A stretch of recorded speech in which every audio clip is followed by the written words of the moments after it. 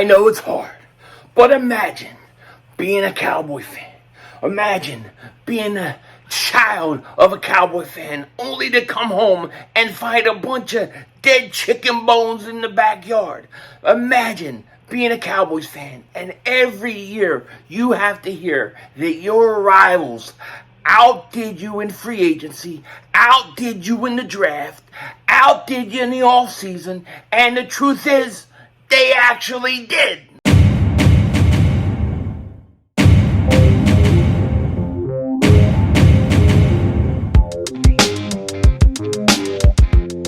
Dallas still stinks.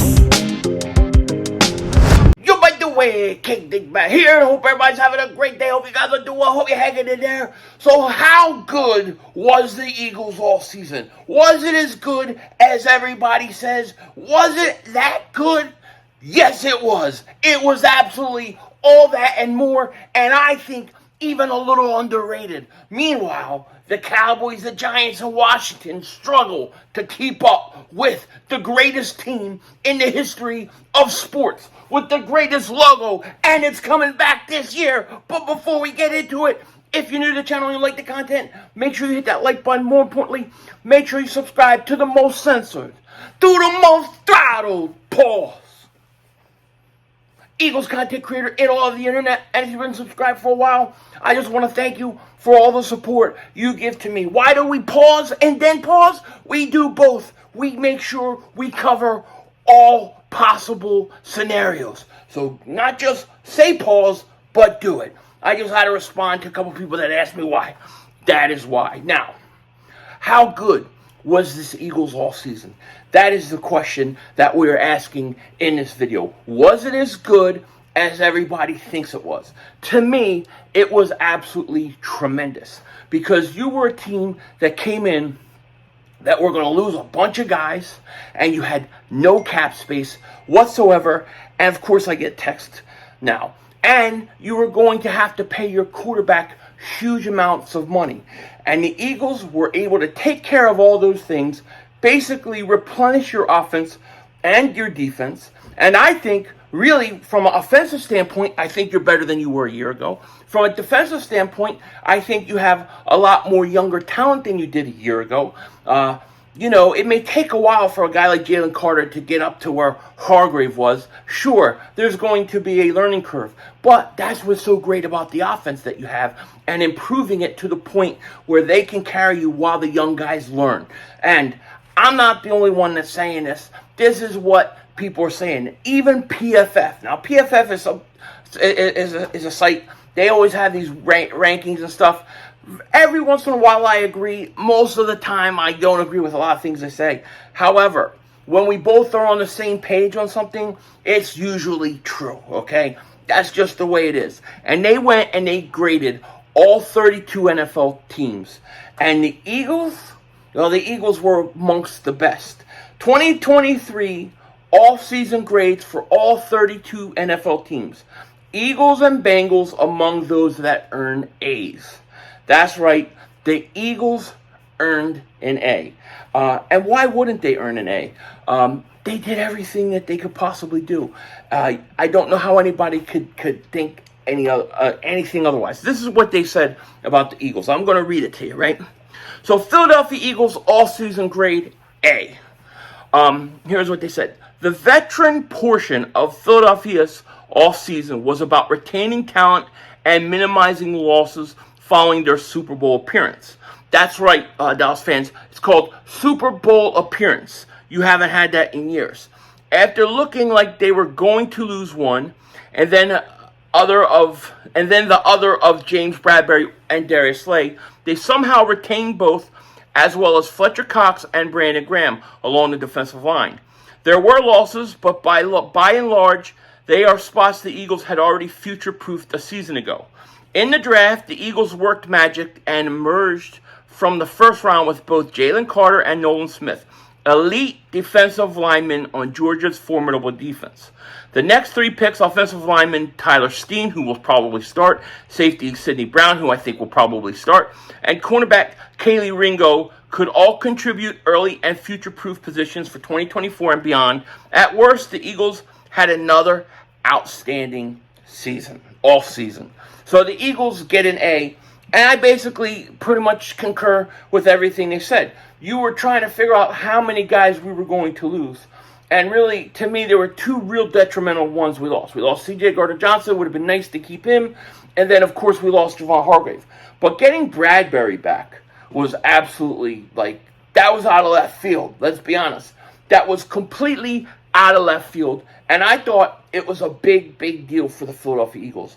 They had to get him. They had to get him back. You couldn't lose him and C.J. Gardner-Johnson. Now, I think what happened with the C.J. Gardner-Johnson thing is I think the Eagles went for him early. They were going to get Bradbury. They had that worked out. Then they went for C.J. Gardner-Johnson.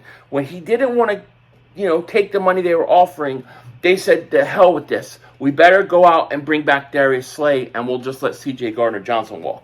Their goal was to keep 2 of the 3, and they did that. Now, the one thing they don't mention here that I have to say is the addition of DeAndre Swift. The addition of DeAndre Swift cannot be overlooked. The addition to him, to me, completely changes how I see the offense. I see the offense, going into this year, or we'll say going into after they lost Miles Sanders and going into the draft. The way I saw the offense was very good. Still needed to upgrade their running back group. They did that, but what they did with DeAndre Swift was they got a player who's a 3-down back, who could be a 3-down back, who can be a receiver out of the backfield. That is the most important thing. Now, I gotta tell you this. I was sitting there, and it was Friday morning. So it was yesterday morning. I was leaving for work. I was taking my daughter to school on the way to work, and I'm walking out there, and this guy's walking by me, this neighbor. I always say hi to him, don't know much about him, but he's like, I had an Eagle hat on, and he's like, you guys are going to love DeAndre Swift. And I said, pardon me? He said, you guys are going to love DeAndre Swift. I said, I think you're right. And then he said to me, I'm a Detroit Lions fan. I've been a Lions fan all my life. And he is so talented. And every time he's about to you think he's about to break out and this is his year, this is his time. He'd have an injury, something would come up. And it just always was right at that moment. But he's like, if he could just put it together with you guys, he is going to be a very, very, very, very good back. And I said, if he puts it together with us, he's going to be a top 5 back in this league. That's what I told the guy. And I totally agree with him. DeAndre Swift has the ability to be a top 5 back. To me, he has more talent than Miles Sanders. He gives you an element this offense did not have a year ago, and that is the ability to have a running back who could be a receiver out of the backfield. If the Eagles can take advantage of that with DeAndre Swift and use that, and use his ability in that way, you give your whole offense a whole nother dimension that they didn't have a year ago. Okay, not only that, but him and Penny, they can also get you 3rd and short, 3rd and 1. So you don't always constantly have to quarterback sneak and risk injury with Jalen Hurts. Now you got to defend that with Jalen Hurts' ability to run, with the best offensive line football, with your A.J. Brown, Devontae Smith, and Goddard another year in the system. This offense is better than it was a year ago. It's better than it was a year ago. And it gives you another dimension. And what that's going to do is any defensive young guy like a Jalen Carter, like even Jordan Davis getting more reps, like those young guys are going to get a chance to play, going to get a chance to take snaps and kind of get acclimated because the offense is going to carry them, especially early on. By the time you get into the hard part of your schedule, when it's Kansas City and when it's those stinking teams, guess what? Your defense is going to have had a chance to adjust to the NFL, get going, and that's when you're going to start to see seeing the defense gel. And it's going to be because the offense carried them early, and then they're going to take us into December, and that's the way it's going to be. So I agree. A for the Eagles, I would give them an A++ on this offseason. Now you're probably asking me, all right, Philly, we get the Eagles, we get it, but what about the other teams in the division? Well, I'm not going to read every other team, but I will go over these teams. Let me pull these guys up. So they gave the Washington Commanders a B on the all season. I don't know how you can have Sam Howell as your starting quarterback and be okay with that. He's going to have to prove a lot to me and give them a B in the offseason. To me, I thought they needed to do something more. As far as the New York Giants go, they gave the Giants an A. I would have given Washington a C.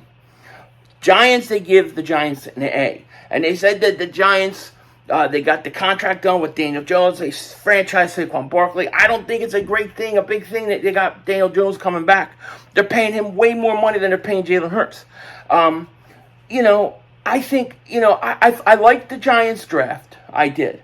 But to me, the Giants have the same problem. Now, I know they got, what's his face? They got Darren Waller, the tight end. If he could stay healthy, he's very effective. However, I still think the Giants don't have formidable weapons on the outside to go up against the Eagles. I still think they need, look, Waller's a good tight end. He's a tight end. You need an outside of wide receiver. They don't have the wide receivers, in my opinion, to keep up with the Eagles. And they didn't address it. Now, if they would have been able to get Waller, and let's say the Giants were able to trade for DeAndre Hopkins, now you got something there, all right? Now you got something there. So I would say the Giants, I think, had a B. I would give them a B. I'd give Washington a C, the Giants a B, and then they got the Dallas Cowboys. And this is pretty funny. They gave the Dallas Cowboys, PFF gave the Dallas Cowboys a B minus. A B minus. They said the biggest moves the Cowboys have made were trades for receiver Brandon Cooks and cornerback Stephon Gilmore. Both players showed in 2022 they're still capable of high level of play, and each will have responsibility to be the best player on their respective units given Dallas' talented roster. They gave the Dallas Cowboys a B minus. I would love to tell you I'd give the Dallas Cowboys a D. I'd probably give them a C also. I thought Brandon Cooks and Gilmore, I thought they were okay. I thought Gilmore was a good move. Okay, good move for a year or so. He's older. But okay, you got Gilmore. I thought that was good. Cooks, I know why they got Cooks. I just don't know what he has left. He always gets hurt. Where's he going to be? To me, they're another team. If they could have landed like a DeAndre Hopkins or somebody like that, then that would have put them over. Brandon Cooks will help them. I would probably, if thinking about it, I'd probably give Dallas at least a B. Where I didn't like is Dallas's draft to me wasn't, it wasn't all that, Mozzie Smith, I think he helps them, but I don't think, I don't know. I thought that was very underrated. I thought Dallas got outmaneuvered in the draft. I think Buffalo jumped them, took the tight end that they wanted, and I think they sat back and they took Mozzie because they had to. They can act like they took him, they wanted him the whole time. I don't think so. And you saw how the Dallas Cowboy fans reacted. They weren't happy. They thought they were getting Nolan Smith. A lot of them thought they were getting Nolan Smith. They didn't. And look, all you have to do is go back and watch the Cowboys' war room during the draft when they're picking. And they're on the clock, and they're all sitting there in the draft room, and they're all just like this. Nobody's saying nothing. They look miserable. They look like they got robbed, and they did. The Buffalo Bills just jumped them, and they could do nothing about it. Then you look at the Eagles war room. They're all standing on their feet. Howie's talking. They're all cheering. Yeah. And Dallas are all like, and then there's like they see the red lights go on the cameras. They're like, totally fake. That's why those Cowboy fans are sacrificing chickens right now. So I would give the Cowboys probably a B. I like what the Cowboys did with Brandon Cooks and Gilmore. I didn't mind what they did in free agency in terms of signing players. As far as the draft goes, I was very underwhelmed. So I would give them a B, probably a B minus. I think B minus is probably good. So I give the Eagles an A plus, Giants a B, Dallas a B minus, and I give Washington a C. That's how I would grade it. But there is no question about it. The Philadelphia Eagles destroyed this offseason again, which should put us in line to go back to the Super Bowl. And this time, we're going to win it. My early Super Bowl prediction is this.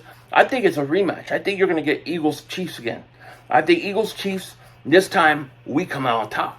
With that said, take care. Talk to you later. Of course, don't be a dingbat. Remember, it's Howie Vision. We're all just living in it.